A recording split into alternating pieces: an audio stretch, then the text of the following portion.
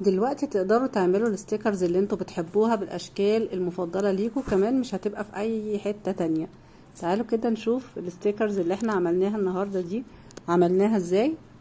بصوا قد ايه حاجات بقى كده جميلة، ممكن نستخدمها زي ما احنا شايفين كده في نوتس، ممكن نستخدمها لو بنعمل مراسيل. الحاجات دي بتبقى حلوة قوي. لو كمان عايزين نهدي شخص بنحبه حاجة معينة، صورة خاصة بينا، هتنفع معاه جدا وهتبقى ذكرى جميلة قوي.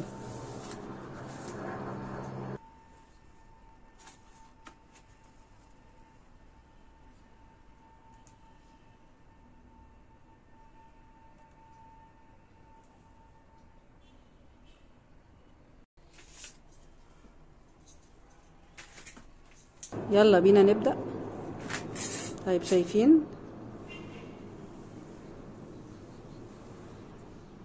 احنا هنبدأ نعلم على الصور اللي احنا محتاجين ان احنا ناخدها بالشكل ده. الافرق دي على فكرة من الورق، بتتباع في سوق الورق. فين؟ في منطقة في اللي هو في شارع الجيش، قصاد درب البرابر. تمام، دي افرخ ورق بتتباع هناك، بس مش كل الافرخ ممكن نعمل معاها الشغل ده. طبعا انتوا ممكن تجيبوا صور من مجلات، صور قديمة عندكم محتاجينها او عجباكم، ممكن نستخدم فيها التقنية دي.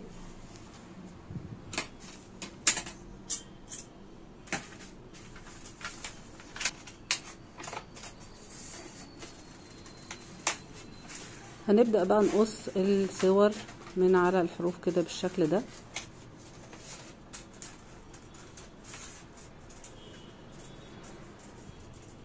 طريقة سهلة، بناخد بس الصورة، ما بناخدش مساحة كبيرة من حوالين الصورة زي ما احنا شايفين.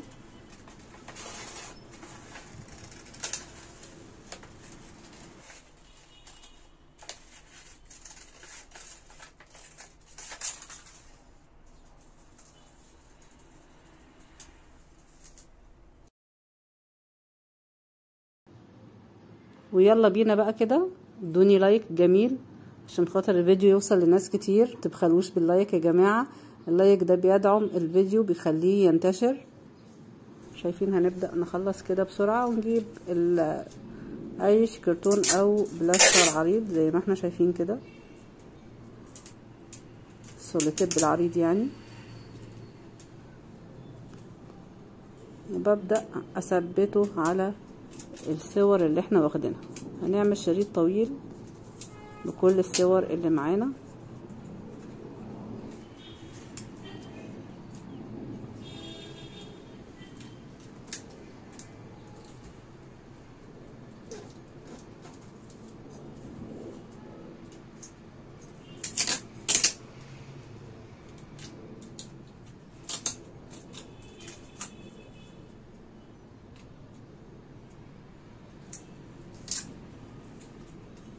شايفين بالشكل ده.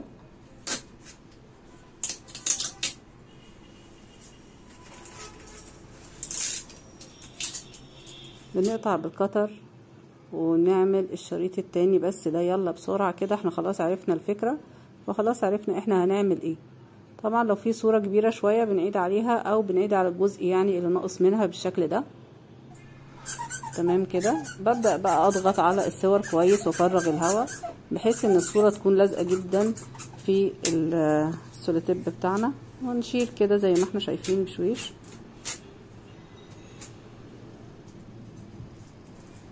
ودلوقتي بقى دور ان احنا ناخد الصور اللي احنا محتاجينها بس.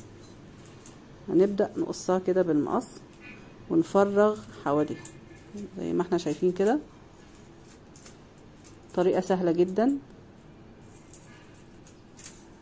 نكون بقى محضرين طبق فيه مية ونبدأ نحط الشغل بتاعنا ده اللي احنا بنقصه، ونحطه في قلب المية بالشكل ده.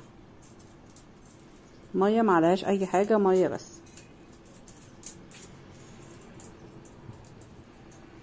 بعد ما بنقص الكمية بتاعتنا كلها بنحطها طبعا زي ما احنا شايفين، بننقعها في المية شوية عشان خاطر نبوش الورق اللي موجود معانا ده، يبوش كويس ونبدأ نطلعه بسهولة.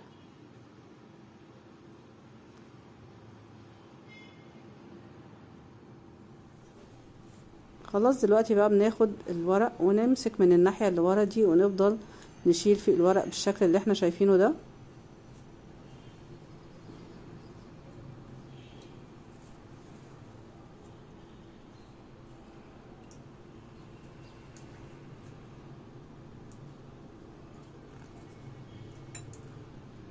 خلاص لغاية ما قطعة السولوتيب اللي معانا تكون شفافة بالشكل ده ويبقى عليها الرسمة بس ناخد بالنا واحنا بنشيل بالراحة علشان خاطر ما نشيلش الطباعة الأصلية بتاعة الرسمة.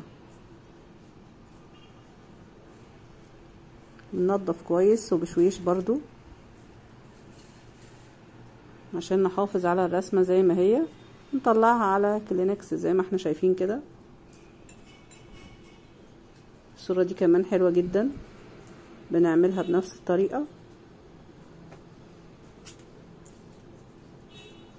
بنشيل كل الورق اللي موجود ورا في الخلفية ده اللي مغطي على الطباعة الأساسية زي ما احنا شايفين، وبنسيب بقى القطعة بتاعتنا دي تجف خالص. بنسيبها نركنها لغاية ما تنشف خالص. بيبدأ بقى اللزق اللي موجود اصلا اللي احنا حطيناه في المية ده مش هيتأثر، هينشف وهترجع المادة اللازقة تبقى قوية تاني.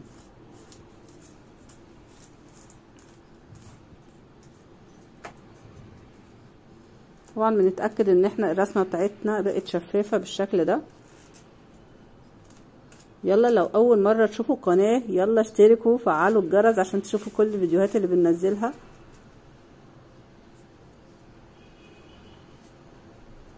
ونصلي كده على النبي، اللهم صل وسلم وبارك على سيدنا محمد وعلى آله وصحبه وسلم. هنا عشان الوقت بقى احنا بنعمل بسرعة. خلاص عملنا كل الصور اللي احنا قطعناها، بس ايه بنسيبها بقى تنشف كده. حطيتها على زي ما انتوا شايفين، وهنبدأ نطبطب عليها بشويش عشان نشيل المية الزايدة ونسيبها تنشف بقى براحتها علشان اللزق اللي فيها يبقى قوي.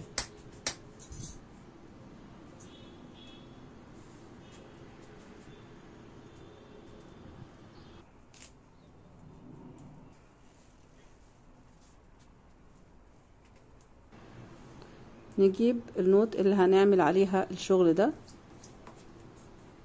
ونبدأ نلزق بقى كده.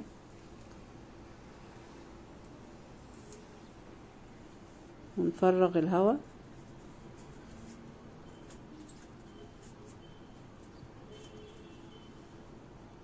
فين بقى يا جماعة؟ فين اللايك؟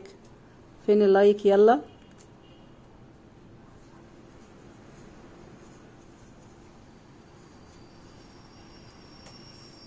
وبكده يبقى عندنا الستيكرز الخاص بتاعنا المميز اللي مش موجود في اي حتة. يا رب كده تمنياتي ليكم بالتوفيق. لو اول مرة تشوفوا قناة اشتركوا وفعلوا الجرس، يلا لايك، واشوفكم ان شاء الله فيديو تاني، واعملوا كل الستيكرز اللي انتوا نفسكوا فيها. مع السلامة.